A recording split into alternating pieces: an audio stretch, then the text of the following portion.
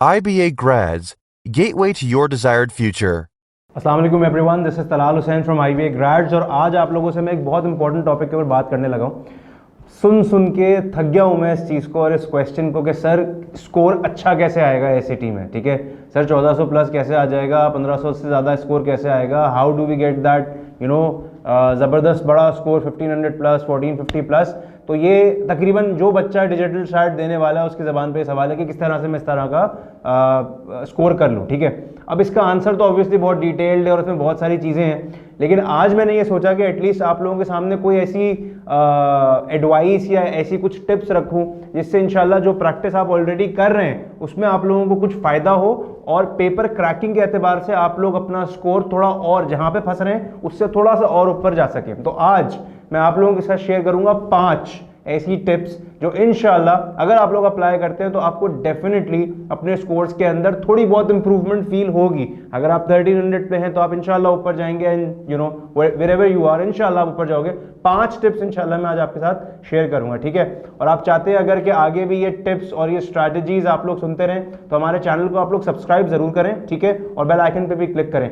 एक और चीज before I start on with the tips, मैं आप लोगों से ये चाहूंगा कि कॉमेंट सेक्शंस के अंदर आप मुझे जरूर बताएं कि कौन सी ऐसी चीजें जिसके अंदर आप लोग स्ट्रगल कर रहे हैं। ऑब्वियसली यहाँ पे तो मैं कुछ चीजें बता रहा हूँ, बट कौन सी ऐसी चीजें जिसमें आप लोग स्ट्रगल कर रहे हैं वो आप हमारे साथ जरूर शेयर करें। तो इंशाल्लाह हमारी टीम आपसे इंशाल्लाह राब्ता भी करेगी और आपके जो प्रॉब्लम्स हैं उनको हम सॉल्व करने की कोशिश भी करेंगे। ठीक है, तो आपका फीडबैक भी हमारे लिए इंपॉर्टेंट है और मैं वेट करूंगा आपके फीडबैक का। चलो, अब ये सारी बातें करने के बाद now let's delve into what we have to actually talk about.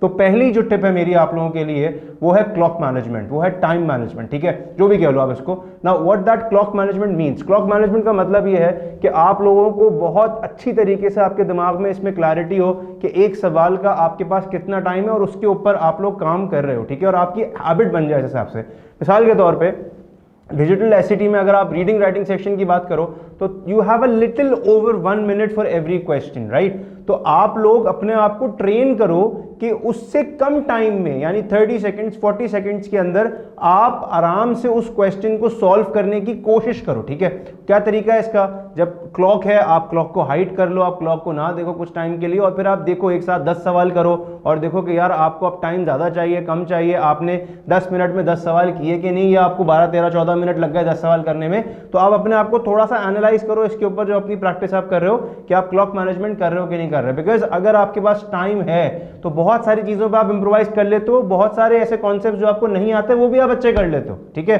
तो क्लॉक मैनेजमेंट ये मेरी पहली टिप है, ये बहुत इंपॉर्टेंट और ये प्रैक्टिस से ही आती है, ये सुनने से नहीं आएगी, ये वीडियोस देखने से भी नहीं आएगी, ये आप जब तक प्रैक्टिस नहीं करेंगे ये स्किल आपके अंदर नहीं आ रही बॉस। ठीक है, तो पहली मेरे लिए आपके जो पहली टिप है मेरे लिए आपके पास वही है। ठीक है, दूसरी चीज़ ये लर्न, SAT कॉलेज बोर्ड भी जब ये बात करता है कि learn how to guess properly. ठीक है, learn how as they use it, learn how to ballpark, right. अब कुछ लोगों को ये होता है सर सवाल नहीं आ रहा क्या करें, तुक्का लगाएं, तुक्का लगा किस तरीके से लगा लें। ठीक है, तो देखिए गेस करने का भी एक तरीका होता है, ये नहीं है कि मेरे पास अगर 4 ऑप्शन है मैंने उठाया और उसको लगा दिया। उसके लिए भी मैं आपको एक चीज़ बताऊंगा, बट अगर मैं कोशिश कर रहा हूं कि मुझे किसी तरीके से गैस में लगाऊं तो उसमें कोशिश करें कि कैलकुलेटेड गैस लगाएं।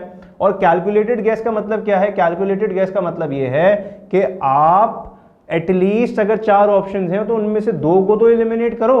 अगर आप चारों में से किसी एक पे तुक्का लगा रहे हो तो उसमें फिर आपके पास 25% चांस है कि आपका सवाल सही होगा। वेयरएज अगर आप 4 में से 2 ऑप्शंस को एलिमिनेट कर देते हो और 2 में से किसी एक को सेलेक्ट करते हो तो you have a 50% chance of getting that question right.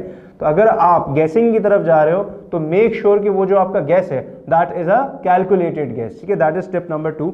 अच्छा, तीसरी जो मेरे पास आप लोगों के लिए चीज़ है वो ये है, अक्सर बच्चे जो गलती करते हैं ना यार, वो गलती ये है कि they go to the passage first. अब इसके अंदर होता क्या है, हाँ ठीक है अगर आप प्रैक्टिस घर पे एनालाइज कर रहे हैं, क्वेश्चन को समझ रहे हैं, यू कैन डू दैट, मगर मेरी रिकमेंडेशन ये है know what the question is asking you first, know what the college board of the test is asking you. ठीक है, इन्फरेंस का सवाल है, स्टैंडर्ड इंग्लिश कन्वेंशन का सवाल है, मेन पर्पस का सवाल है, स्ट्रक्चर का सवाल है, वर्ड्स इन कॉन्टेक्स्ट का सवाल है, पता तो पहले यार वो सवाल पूछ क्या रहा है। ठीक है, तो हमेशा अगर आपको अपना टाइम बचाना है और आपको सवाल को एफिशिएंटली सॉल्व करना है, तो आप पहला काम ये करें, even before going to the options and before going to the passage you should know what the question is asking you. ठीक है, पहले क्वेश्चन को पढ़ो, समझो वो क्या पूछ रहा है, फिर पैसेज पे जाके उसके आंसर को तलाश करो। ठीक है, हम अक्सर बच्चे सर आंसर सेलेक्ट कर रहे होते हैं पैसेज में जो लिखा हुआ है उसके हिसाब से, और फिर बता रहे होते हैं सर पैसेज में तो ये लिखा हुआ है। हाँ भाई, पैसेज में लिखा हुआ तो है, मगर क्या हर चीज जो पैसेज में लिखी हुई है तुम्हारे सवाल का जवाब है? भाई आपको पैसेज में जो लिखा हुआ है ये नहीं बताना होता हर सवाल में, आपको बताना होता है आपके सवाल का जवाब क्या है। ठीक है, तो that is my tip number 3 कि आप जब क्वेश्चंस को अटेम्प्ट करने जाएं तो what do you have to do, you have to read the questions first and then analyze and try to read the passage and solve that question। ठीक है, अच्छा उसके बाद फिर ये कि try to solve the easy questions first। ठीक है, अब ये जब मैं कहूँगा कि यार easy questions first, तो ये भी एक बड़ी सब्जेक्टिव सी बात है, क्योंकि सबके लिए easy और difficult का जो क्राइटेरिया है वो डिफरेंट है। ठीक है, लेकिन देखिए थोड़ा सा आप लोग भी शायद मेरी बात से अग्री करें, मुझे बताइएगा कमेंट सेक्शन में। बट देखिए बात ये है, मेरे हिसाब से जो 4 कंपोनेंट्स आपके पास हैं स्पेशली वर्बल के अंदर, उसमें आपके पास standard English convention, expression of ideas, ये रिलेटिवली ईजियर पार्ट है, और जो craft and structure information and ideas है that is a detailed and मुश्किल गाढ़े इंग्लिश के सवाल जिसके अंदर पढ़ना भी बहुत पड़ता है और टाइम भी लगता है, वो मुश्किल है और वो उन पे आपको टाइम ज़्यादा लगता है। तो आप कोशिश करो पहले आप ग्रामर के क्वेश्चंस को निपटाओ, पहले आप जो expression of ideas, rhetorical synthesis, transition के क्वेश्चंस हैं, relatively easy questions as compared to getting into that understanding the claim and answering the claims in that quantitative evidence and inferences कि वो logically क्या कर रहा है, तो उसके लिए पूरा पैसेज पढ़ के आपको समझना है उस चीज़ को। ठीक है ना, तो आप पहले जो क्रक्स है मेरी बात का वो ये कि पहले आप आसान सवाल करो। ठीक है, और आसान सवाल में अगर आपके पास 1-1.25 मिनट है तो कोशिश करो उसको 30-40 सेकंड में करो। ठीक है, ताकि उससे जो 20-25 सेकंड बचा रहे हो उसको भी फिर आप क्या करो, मुश्किल क्वेश्चंस के ऊपर इन्वेस्ट करो और आपको प्रॉब्लम ना हो। ठीक है, ये मेरी हो गई चौथी tip, do the easy questions first. Now I am moving on to my 5th and final tip, और वो ये है कि वैसे तो आप प्रैक्टिस ऐसी करो कि इस तरह की सूरत हाल में ना फंसो, लेकिन अगर ये सूरत हाल हो गई कि 20-30 सेकंड है, 40 सेकंड है और 10 सवाल रह गए, 7-8 सवाल रह गए, अब डेफिनेटली मैं उसको 30 सेकंड 20 सेकंड में सॉल्व नहीं कर सकता, अब मुझे तुक्का लगाना है। तो अगर 7-8 सवालों के ऊपर तुक्का लगा रहे हो तो then make sure that you choose 1 letter. सही है, ऐसा ना हो कि 7 तुक्के लगा रहे हो, 10 तुक्के लगा रहे हो, एक में बी, एक में सी, एक में डी कर दिया, ऐसा ना करो।